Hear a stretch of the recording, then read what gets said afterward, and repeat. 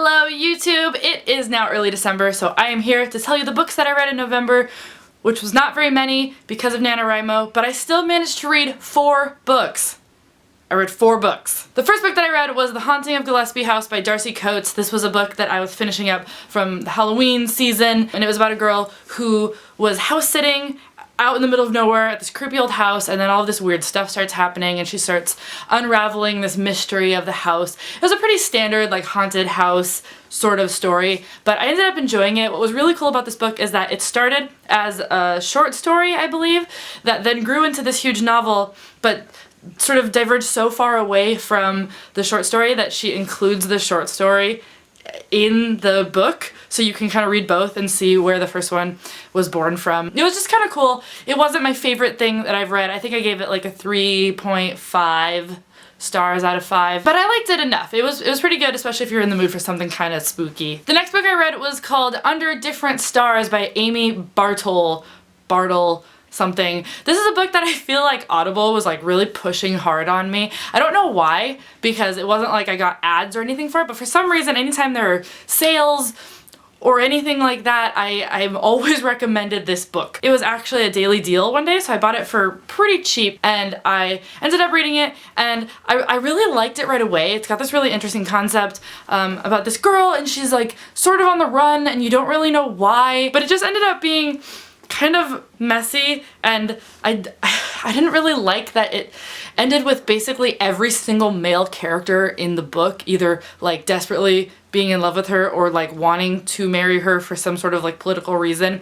It just felt like too many people wanted to marry this girl who was the main character, and I had a bit of a hard time buying it. So if that kind of stuff doesn't bother you, you might like it, but I don't know if I would ultimately recommend this book. There are more in the series and I will probably not be continuing on with it. Next book that I read was Never Let Me Go by Kazuo Ishiguro, and this is a book that I highly recommend. I watched the movie a couple of years ago and it's like beautiful and amazing and heart-wrenching and sad. Since then I've always wanted to read the book, and luckily it had been so long that I didn't remember enough of the plot for it to actually hinder my ability to be surprised by the book. You know, it started coming back to me, but it was still like so much more detail than the movie goes into, and it was just like, you know, if you want a book with like big action arcs and things, this maybe isn't the book for you. It's definitely more of like this like slow tale of this journey of these 3 kids through their very bizarre, interesting lot in life. And it has a lot of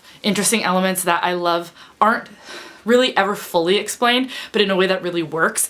And it's a beautiful book and I loved it. And I know that this book got a lot of acclaim already, but I was just very happy to finally read it. And the last book that I read this month is one that I think I've actually mentioned in one of these videos before, but Joe and I have been listening to Dress Your Family in Corduroy and Denim by David Sedaris on our commute to work together, which is a bunch of short stories by David Sedaris, and he's just like funny and like dry and really, really smart, but also like tells really uncomfortable stories, but that make you as uncomfortable as they make you laugh. So I've been really enjoying it. I would say that there's like a couple stories in there that kind of fell flat for me, but for the most part they were amazing, and it was a really great thing to listen to together. So we finally finished that, and that felt great because we've been listening to it for a long time. And that's it. That's it for what I finished this month. I'm excited for December though, because I am no longer writing a novel in a month. I'm still going to be working on my novels, which I am excited that I'm finally doing proactively, but I also have a lot of books to read because I have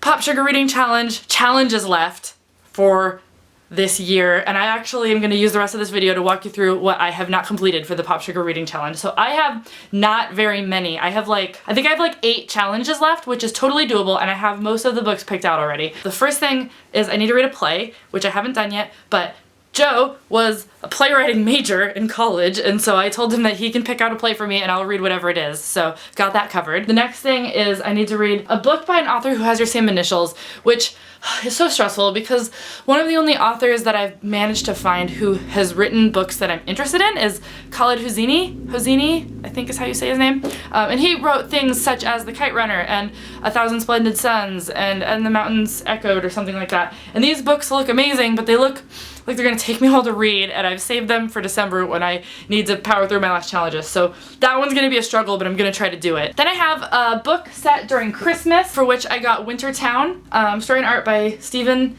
Emmond. And this book was recommended to me by Ariel Bissett, who saw a few of us talking on Twitter about how we needed a winter book for a Popsugar reading challenge. So I don't know anything about this except for the fact that Ariel Bissett said I should read it. And so I'm gonna.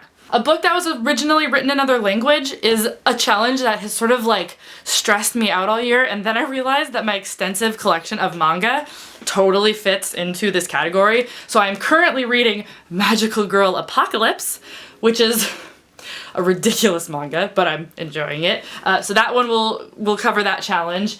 Next, I have a book you own but never read. So the book that I've owned the longest without reading it is The Last Book in the Universe by Rodman Philbrick. It's not even that long, and I bought this book literally in like high school, and I have yet to read it, and I don't know why, and so this will happen. Then I have a book written the year you were born. For that, I picked out Douglas Adams' Dirk Gently's Holistic Detective Agency. I really like Douglas Adams. I haven't ever read his Dirk Gently books, but I have a feeling that I will like this. But if this ends up being too daunting, I could also read Watchmen, because Watchmen, which I don't own, but could very easily get, was also published in, I believe, 1987. Then the only two challenges that I have left are a book with antonyms in the title, for which I have A Great and Terrible Beauty by Libba Bray. This is a book that I have also owned for a very long time, and I got it for $1 in the clearance section. That also doesn't look like it would take me very long, and I've heard good things about, so I'm really hoping that I get to this one. And the final one on my list, which is another one that I've been putting off, even though it's probably gonna take me forever to read, is a classic romance, for which I currently have picked out Sense and Sensibility by Jane Austen, but we will see if I can get through this in December. I might have to find another classic romance that is shorter. If anyone has any recommendations for a good classic romance that I could just sort of like zip through in a day, we'll see. So that is it. That is my TBR for December. I will probably end up reading other things also. Time will tell if I finish the Popsugar reading challenge, but I feel like I'm so close that I would be so sad if I didn't complete it at this point. So yeah, thank you guys for watching. I'm hoping to read a lot more in December. I had to, you know, take a little break in November because I had to get some writing done, but now I'm back. I'm excited for Christmas Booktubeathon, and I'm excited for holiday breaks, even though I only get like 2 days off from work. But we'll see what I can do with that. Alright, that's it. Thank you guys for watching. I'd love to know what you are reading this month and what you're excited to read. It also wouldn't be Christmas if I didn't read some Harry Potter, so I just don't even know how I'm gonna get all these books read. But that's it for this video. I'll see you guys next time. Bye!